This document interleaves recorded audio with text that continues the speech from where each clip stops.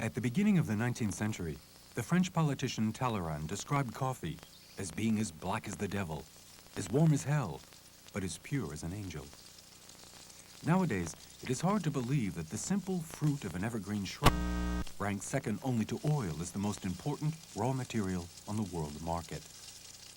Coffee was first introduced into South America in the 18th century, and the continent now supplies 66% of world production.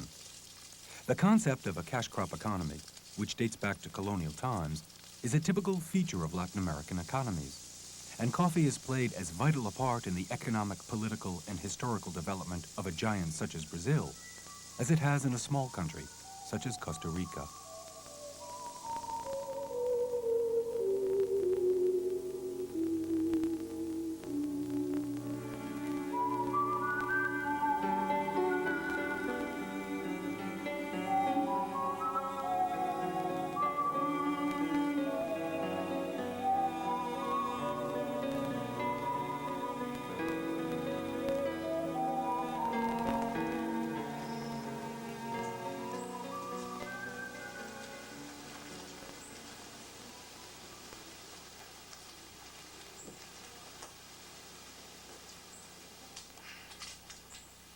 É exatamente o que primeiro fotografa o Brasil, não só no aspecto turístico, de paisagem, mas até de o povo, né? Porque eram pioneiros nesse sentido mesmo.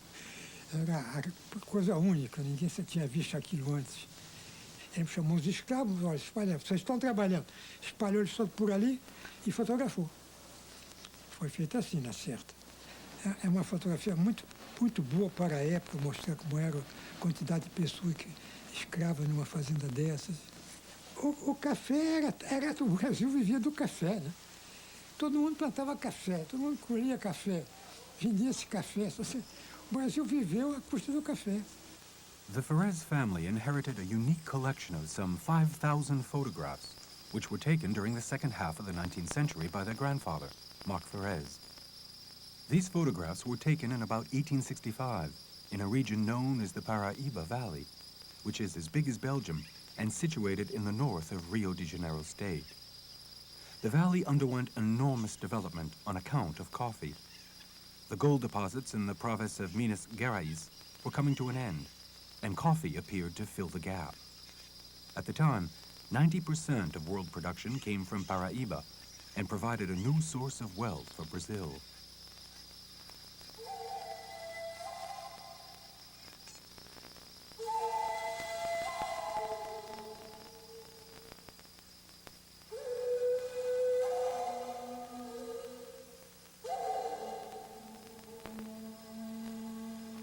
The slave trade was an extremely important import business until 1850.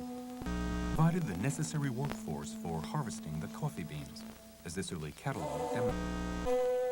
The human merchandise was classified according to race and country of origin, and each product was described in terms of the skills it could offer for the various tasks. It is estimated that the slave population in Brazil in about 1860 numbered 1,500,000, which was approximately a third of the total population of the country. Some 900,000 of them worked on the coffee plantations. These photographs by Marc Ferez are a unique record of the period when the economy of an entire empire depended on the number of slaves. One anthropologist, Darcy Ribeiro, defined the origins of Brazil as those of a country completely devoid of people, inhabited instead by a workforce.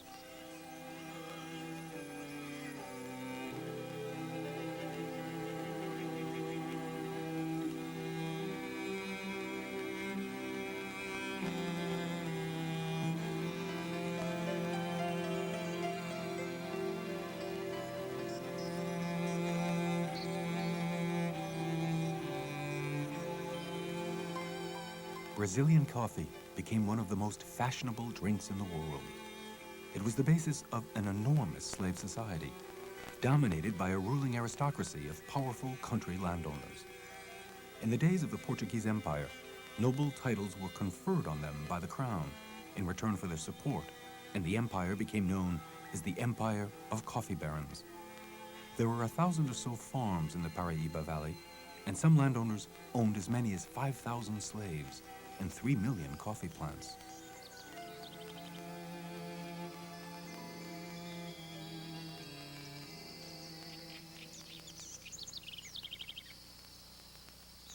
O capital de verdade eram os escravos. As terras valiam relativamente pouco, mas o estoque de escravos é que contava para dar prestígio a um fazendeiro e para, digamos, como fonte de riqueza. Mas isso durante, evidentemente, algum tempo, porque a partir da metade do século, quando terminou o fluxo de escravos para o Brasil, terminou isso na metade do século exatamente, já não havia mais a possibilidade de obter escravos na África e a população escrava brasileira, a diferença dos Estados Unidos, não se reproduzia. Os brasileiros nunca tiveram cuidado de fazer criações de negros.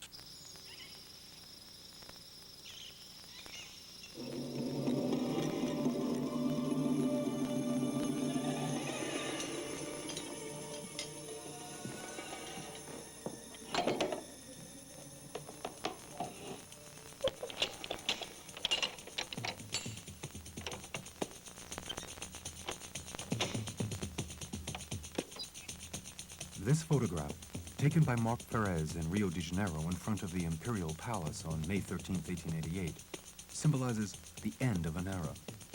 It records the day when the Princess Regent signed the Aurea Law, which permanently abolished slavery in Brazil, which was the last country in the world to do so.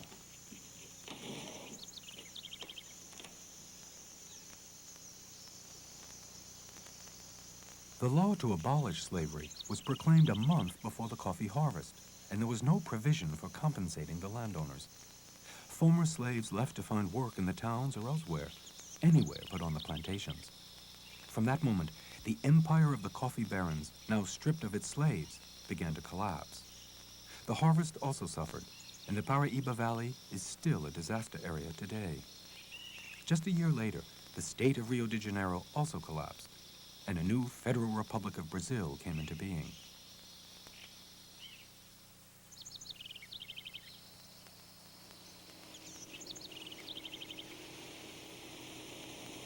But coffee plantations had also been established in other areas, and this was particularly true in the São Paulo state. Immigrants from Portugal and Italy in particular had embarked on intensive coffee growing as early as the end of the 19th century and could respond to the world demand. Between 1880 and 1900, the number of sacks being produced in Brazil, each of which contained 60 kilograms of coffee, rose from 5 to 11 million. These coffee growers, who had begun as small traders, rapidly became the masters of the new republic.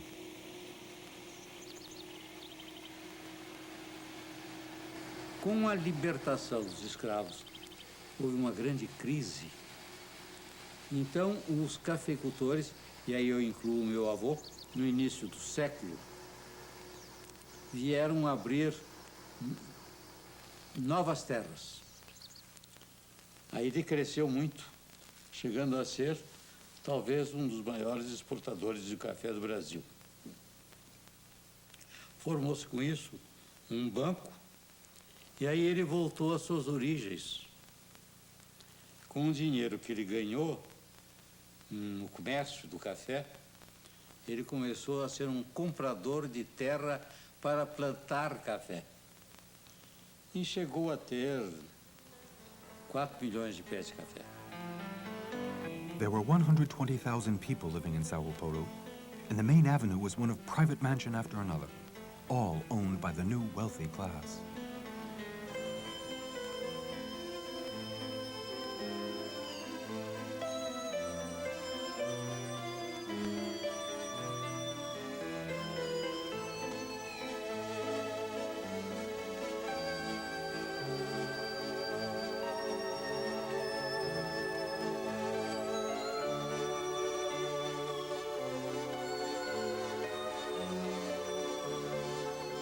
Faced with the need to satisfy the demands of an expanding world market, and with a labor shortage now that there was no slave labor, the coffee producers encouraged immigration, first from Europe and then from Asia.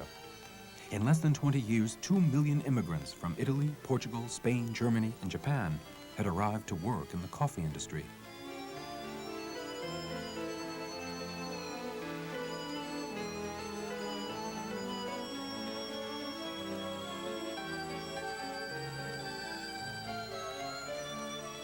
Coffee provided the money to pay their traveling expenses and the costs of setting up a home, and the immigrants in turn signed a contract which stipulated that they would work for the coffee exporter who had engaged them until these expenses had been paid off. Coffee was the basis of the greatest wave of immigration which Brazil would ever know, and it has produced a society today which is made up of many different races. The city of Sao Paulo is still one of the most cosmopolitan cities in the world and has the largest Japanese colony outside of Japan.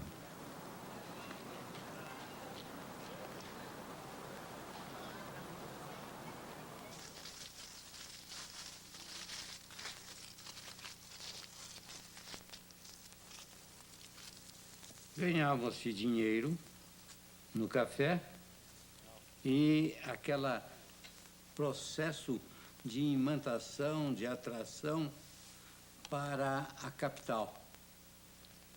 E aqui aplicava o dinheiro na indústria. Eram homens que haviam conseguido fazer pequenas e depois fazerem grandes fortunas na terra, viraram industriais. Na verdade, é comum dizer-se que a industrialização de São Paulo, o mais industrializado estado do Brasil, é um subproduto do café. E é uma realidade. Nada sai limpo. The coffee exchange in the port of Santos, which ceased functioning 30 years ago, was the economic heart of the country in the early part of the 20th century. At that time, coffee represented 70% of the country's exports and 77% of world coffee production. It was the Brazilian government which fixed the price of coffee on the international market. Foi o primeiro produto primário cujos preços foram defendidos amplamente, foi o café, por iniciativa do governo brasileiro. Foi o que se chamou a valorização do café. E o governo conseguiu empréstimos internacionais para financiar a estocagem de café. O café se transformou numa espécie de alavanca de todo o sistema político brasileiro. E com a crise de 29, quando houve, então, a debacle dos preços do café, e o Brasil, então, começou a queimar café, que não tendo mercado, basta ter uma ideia disso, é que o Brasil queimou 2 vezes a produção mundial de café. A quantidade de sacos de café que o Brasil queimou alcançou 2 vezes a produção mundial.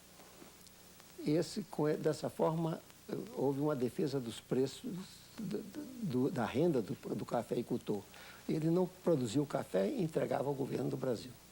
Quer dizer que houve uma transformação da economia brasileira decorrente da política do café. E o governo continuou comprando café, queimando café, queimou 80 milhões de sacos de café e levou adiante uma política que resultou sendo uma política de criação de renda e, portanto, de industrialização. E são as ironias da história. Nearly 1 billion pounds of coffee have been destroyed by the all-powerful Brazilian Coffee Council in the last 2 years. That's 500 million pounds a year.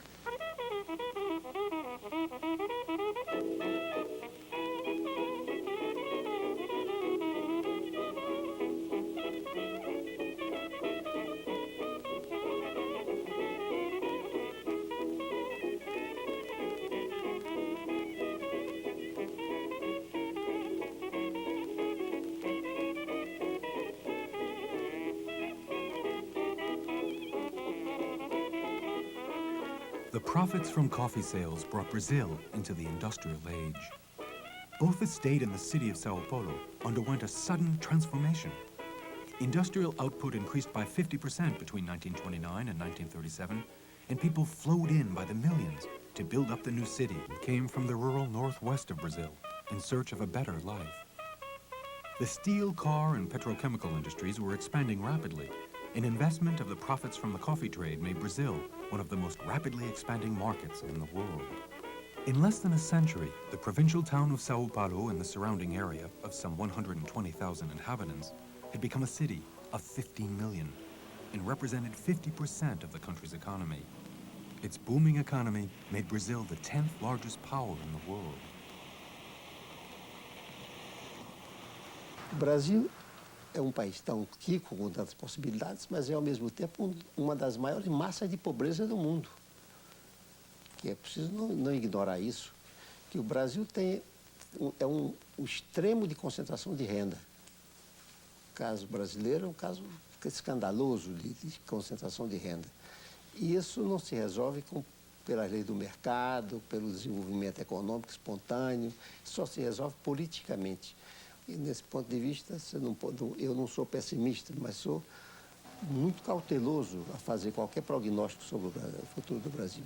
E tudo dependerá, o Brasil do século próximo vai depender em grande parte de medidas de política tomadas, decisões políticas tomadas atualmente.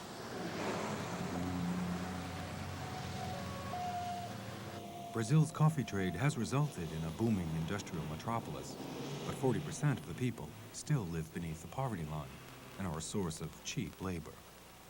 But in Costa Rica, the coffee trade has been organized along completely different lines, which have resulted in a very different economy and a very different society.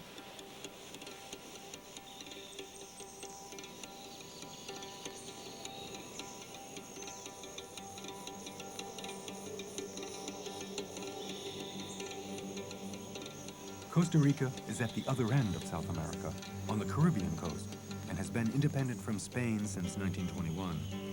The country is 166 times smaller than Brazil.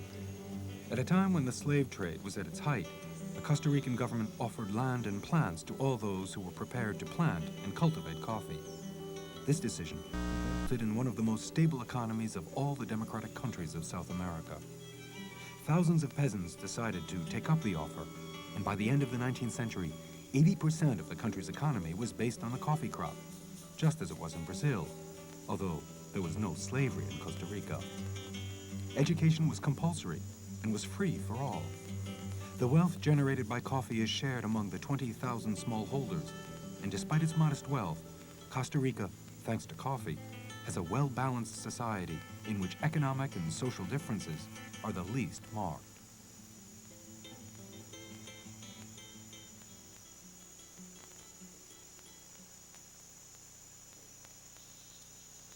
Costa Rica fue la provincia más pobre, a pesar de que se le bautizó como Costa Rica, pero no tenía ninguna riqueza, era una costa pobre. Un país pequeño, con una población pequeña, que depende fundamentalmente para sus exportaciones de la venta de materias primas, sin duda alguna que tiene una gran vulnerabilidad. La mayor preocupación es nunca saber a qué atenerse porque los precios los fija el mercado internacional. Esto ha sido la historia de todos los países dependientes de la venta de materias primas y sobre todo, como en el caso de algunos países latinoamericanos, en el pasado de un monocultivo como es el café. Ciertamente en nuestro país, Costa Rica, cuando se introdujo el café a mediados del siglo pasado, sin duda alguna generó una riqueza muy grande y la ventaja fue que se constituyó una sociedad de pequeños propietarios. El café estaba en manos de pequeños colonos con extensiones muy pequeñas, se recolectaba por las familias. Entonces, durante mucho tiempo, a finales del siglo pasado y a principios de este siglo, nos llamábamos una democracia rural de pequeños propietarios.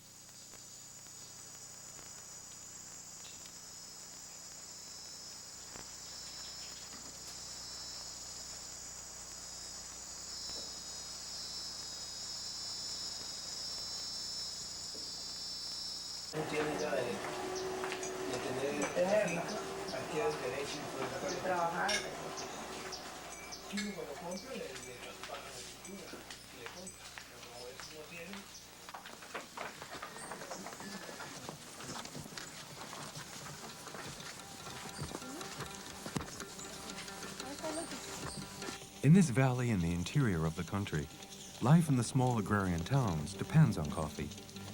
Alexis Sanchez farms 4 acres which originally belonged to his great-grandfather. He is a typical example of the coffee growers who have existed in Costa Rica since coffee was first introduced, when an average plantation covered about 1.5 hectares.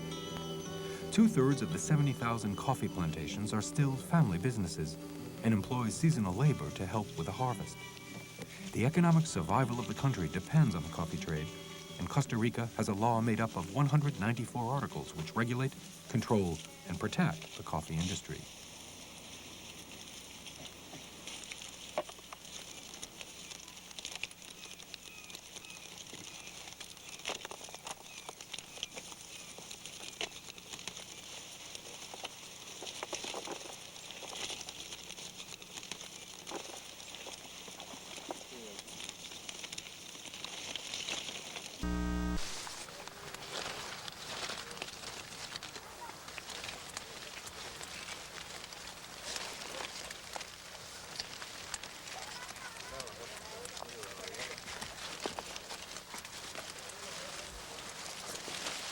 Costa Rica cannot escape market forces. During the harvest season, small and medium-sized farms need a supplementary workforce. But for many Costa Ricans, it is not necessary to work in the coffee industry anymore, since there are other forms of employment elsewhere, such as in the service industry, where they can earn as much, if not more, and it is lighter work. The result is that Costa Rica is unable to harvest a large proportion of what it produces, which is an unthinkable luxury in a country in which agricultural goods represent 55% of the gross national product. A solution has been sought elsewhere, and over the last few years, 300,000 Nicaraguans who were anxious to escape the poverty in their own country were imported specifically to confront the problem. 150,000 of them were assigned to the job of harvesting the 2.5 million sacks of coffee which are produced each year, and the others went to work on the sugarcane and banana plantations. They are paid $1.50 per basket, and on a good day, they are able to fill some 7 or 8 baskets. The rest is simple multiplication. In Nicaragua and El Salvador, where coffee is grown as well, they would be paid half or a third as much. Market forces have meant that the 2 opposing methods of coffee production set up in Brazil and in Costa Rica are beginning to look rather alike. Nada indica que os preços da matéria-prima sejam altos, devem ser mais altos ou mais baixos. Os preços são baratos, se diz, porque os salários são baixos. E os salários são baixos porque os preços são baixos. É evidente de que isso tudo depende da organização de mercado. Quando você toma uma matéria-prima agrícola corrente, como o café, o preço que se paga ao produtor de café é uma coisa insignificante comparada com o preço final do produto. Portanto, não é o preço da Bolsa de Nova York o que interessa. O que interessa, na verdade, é quem se apropria desse preço, dessa renda.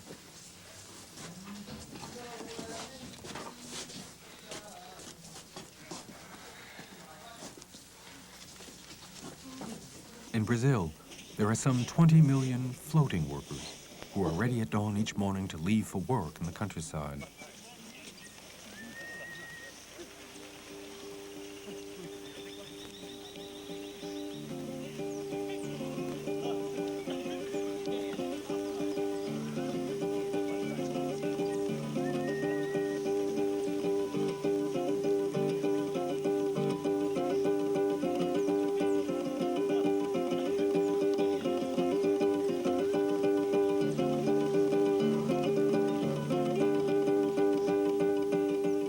Although Brazil no longer controls the price of coffee on the world market, it is still a principal player, since the country is still the leading coffee producer in the world and produces 27 million sacks each year.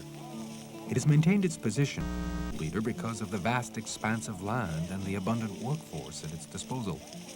Brazil's yield per acre is half that of Costa Rica, but this is easily compensated for by the fact that there are 300,000 acres of land given over to coffee in Brazil. 4 million workers are needed to harvest the crop, and of these, 3.5 million are the casual labor, or floaters.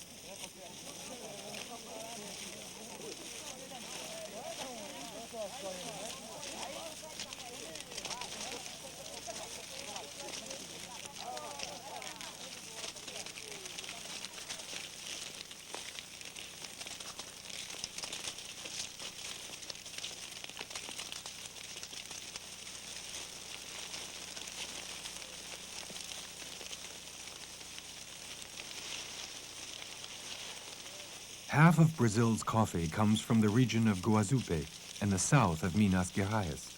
In contrast to where the coffee berries are picked one by hand, Brazilian coffee plantations use a method called stripping. When most of the berries are ripe, all the berries are stripped from the plant, whether they are green, red, or overripe, and they are thrown onto the ground. Workers go through the plantation only once, since there are some 4 million plants to be dealt with over an area of about 2 million acres. The ground is then swept and sieved, and the berries are put into some 25 million 60-kilogram sacks.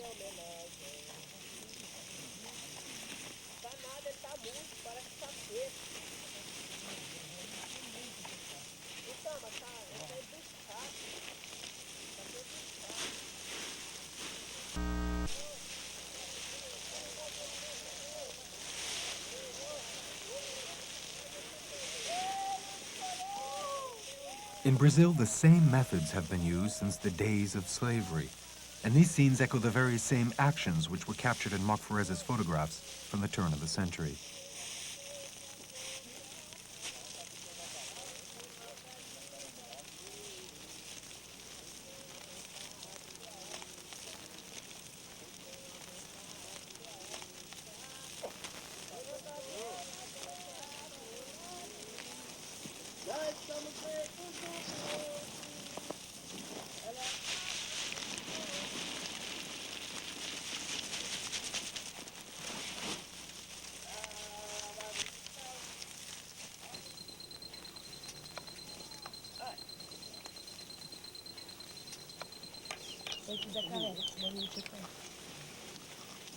In Brazil, there is no legislation governing coffee production, and it is the planter who decides when, how, and by whom his harvest will be collected.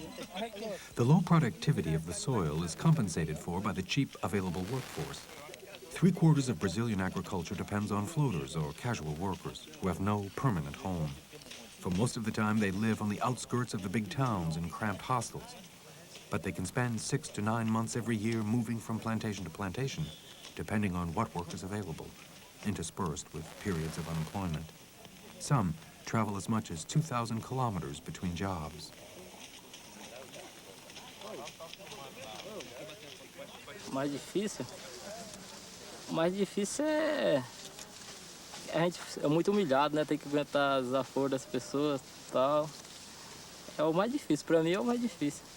Porque a gente é o último, né? O boia-fia sempre é o último. Quer dizer, o último? O último, assim, em tudo. Ninguém dá valor a ele. Deixa um carocinho de café, o fiscal chega e já também já dá uma... Então a gente tem que... Eles querem que capricha bem e pelo preço que paga não compensa, né? Caprichar tanto assim, então fica difícil. Ninguém dá valor assim, no modo de dizer que não... A gente faz um serviço, né, de graça, trabalha aí, o serviço que é para valer um preço, a gente trabalha a troco de outro. A gente também já é acostumado, né? Mão, a gente é grossa. Agora tem gente que tem a mão fina, vixe, padece pra caramba. Igual tem uns colegas nossos aí que, de vez em quando, machuca a mão. Mas proteção não tem. E aqui também, quando a pessoa fica doente, para ir na cidade, no médico, tem que pagar táxi, R$25. A fazenda não ajuda. Não ajuda com nada. A única ajuda que eles fazem é abrir uma ficha na farmácia pra gente. Ao contrário. Eu tenho que pedir graça, pra Deus ajudar para que não fique doente, né? Senão... Aí... Ficando doente que fica ruim pra danar. Eu preferiria cada um ter um pedaço de terra para trabalhar. Era muito melhor, só assim não existia o boia fria. Aí acabava com essa miséria toda, que nem tá hoje no Brasil.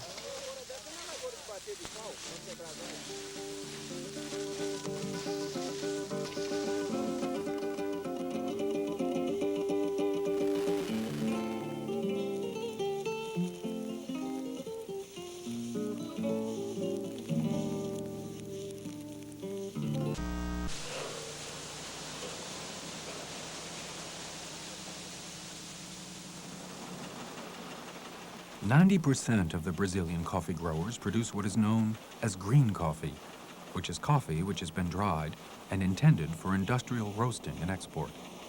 The traditional method of obtaining it is the cheapest and is the most widespread among Brazil's 250,000 producers. First, the pulp is removed, and this releases the two beans which are contained within each berry. Water, sunshine, and human effort does the rest. Brazil produces 13 sacks of green coffee per acre, half the yield of Costa Rica.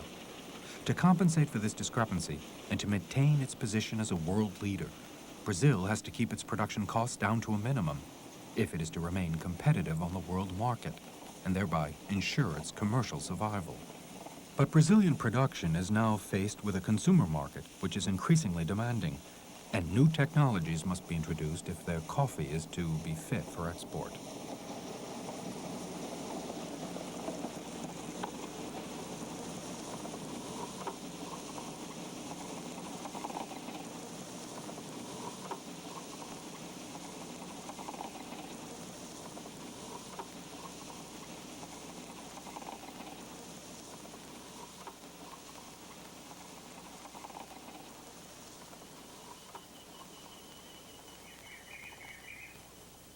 Guazupe in Brazil is the largest private coffee cooperative in the world and copes with the equivalent amount of coffee as the whole of Costa Rica. Coffee from 6,000 regional producers is shipped in, sorted, and classified, and then sold on the international market. The producers fund the activities of the cooperative themselves, which greatly reduces their profit margin. And they are also subject to the fluctuations in the price of coffee on the international market. There is an old Brazilian saying which goes, "The further you are from the coffee plant, the more money you will earn."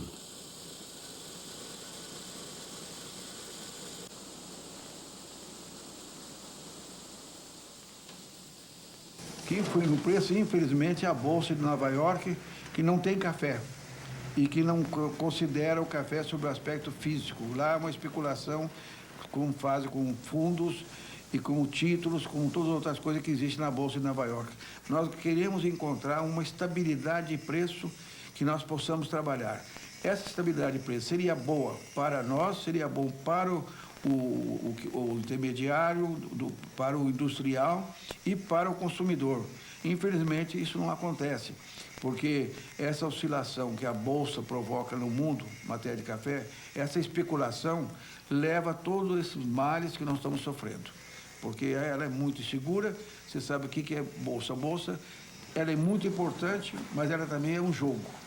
E café na Bolsa de Nova York é mais jogo do que outra coisa qualquer.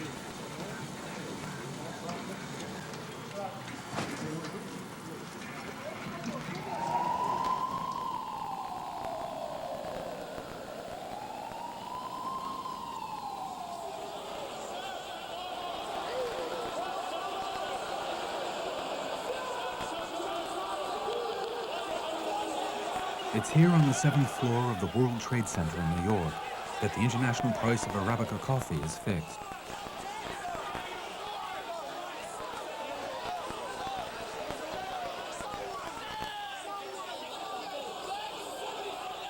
In this stock exchange, a coffee crop still under cultivation in some far-off place, which will be harvested in a year's time, can be bought and sold 100 times each day by computer. And each transaction involves a great deal of money. Thousands of similar transactions in the futures market take place every day.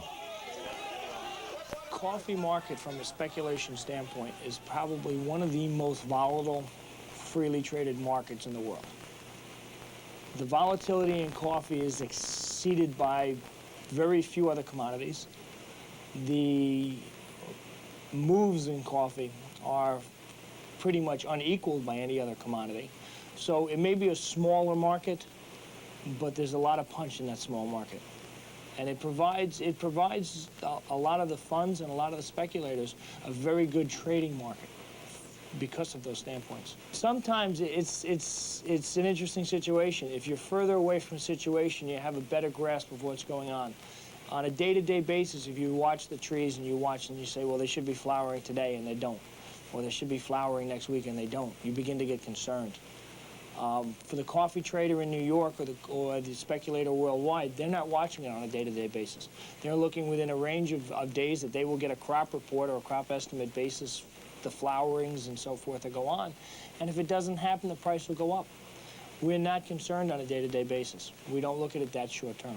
So many variables that come into play that it's very difficult to even try to predict what the price would be tomorrow, as opposed to any given moment. The price of coffee over the last 10 years has shown some fluctuation. For example, in 1994, a terrible frost affected Brazil, and the price went up to its highest ever level. Once this was over, the price plummeted. These are the price movements in just 1 hour. A variation of 1 or 2%, in effect, adds up to $100 million.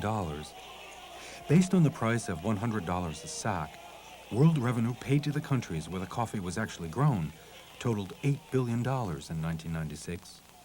Speculation on this same coffee was estimated at $20 billion.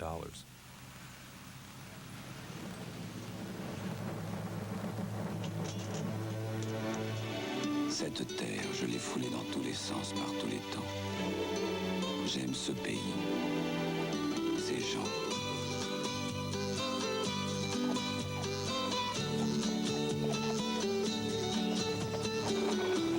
Alors je veux que chacun de mes grains raconte la générosité,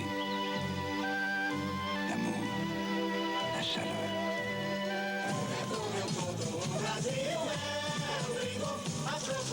Ma récolte de café est très très bonne, gringo. Regarde.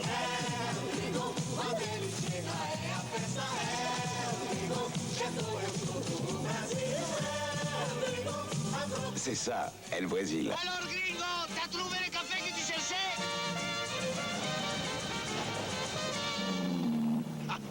Nous aussi, gringo, on trouve les meilleurs cafés. Et sans trop se fatiguer. Tu en es sûr? Regarde. Non, gringo, c'était pour rire.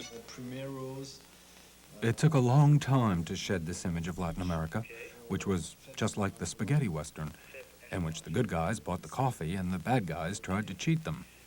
But the reality is in fact quite different. Gringos there may be, but they do their buying of green coffee in the confidentiality of an office. All they need is a computer linked to the coffee exchanges in New York and London, the sales price, and a telephone.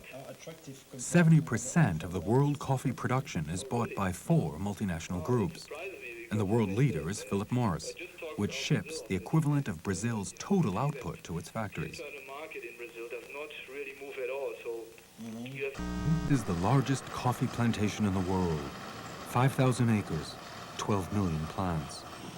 It clearly demonstrates the rapid changes which currently need to be made if Brazil is to retain its position as a market leader. The new rules which govern the market mean that more must be produced for less, and farms have to become partially or totally mechanized. 6,000 used to work here on this farm in Ipanema during the harvest. Today, picking is done by 400 workers who use 6 machines. Millions of rural workers are now unemployed with no chance of work in other sectors, and this has widened the gap and the social conflicts which are the inheritance of the colonial days between the minority of the landowners and the large, huge number of unemployed people, a population which is desperately poor. O que está acontecendo hoje em dia, isso não é só para países do terceiro mundo, é que não existe, digamos assim, forças sociais para equilibrar o tremendo impacto da tecnologia. Porque se não resolver, não conseguir criar emprego, a sociedade se dissolve. que o tecido social se mantém por solidariedade, não é por conflito, não. E essa solidariedade deixa de haver se não existe criação de emprego. E a população é excluída, a palavra está muito bem colocada. A população é excluída da vida social. E é isso que se precisa evitar. Esse vai ser o grande tema de discussão do próximo século e o grande desafio da civilização ocidental é encontrar a saída para isso.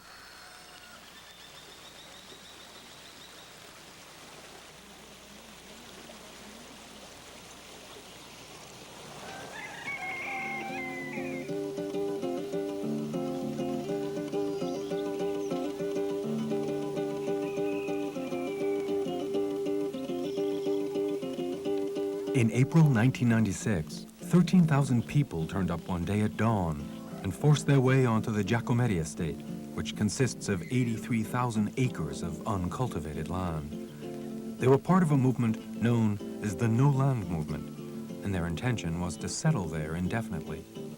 What they were demanding was that a legal way should be found for them to obtain a piece of virgin territory where their families could make a decent living and escape the poverty in which they found themselves. The movement is countrywide and covers every corner of Brazil. It owes its support to some 4.5 million families in rural districts who are homeless and living in extreme poverty. This, in a country where 1% of the population owns 46% of the land. These encampments are very much the last resort, and death is an everyday occurrence. But amidst the resignation, there are now some glimmering signs of hope. O Brasil está indo para um barril de pólvora. Ou o governo toma as medidas e investe na questão social, ou nós não sabemos qual que vai ser a consequência disso. Apesar do sofrimento, mas você vê criança brincando, você vê homens planejando o futuro, disposto para trabalhar. Então, quer dizer, isso aqui é irreversível. Até porque se o povo sair daqui, vai para onde? Vai ter que ir para a favela. E o camponês que sabe trabalhar na roça, não adianta ele ir para a cidade. Chega na cidade e hoje, com o avanço da tecnologia, quem não tem emprego, quem não tem profissão, não tem estudo, está excluído da cidade. Então essa união que está tendo hoje entre os movimentos do campo, entre os movimentos da classe trabalhadora como um todo, na nossa avaliação ela vai ter que dar um novo rumo para a América Latina. Ou mais cedo ou mais tarde, a coisa vai ter que mudar.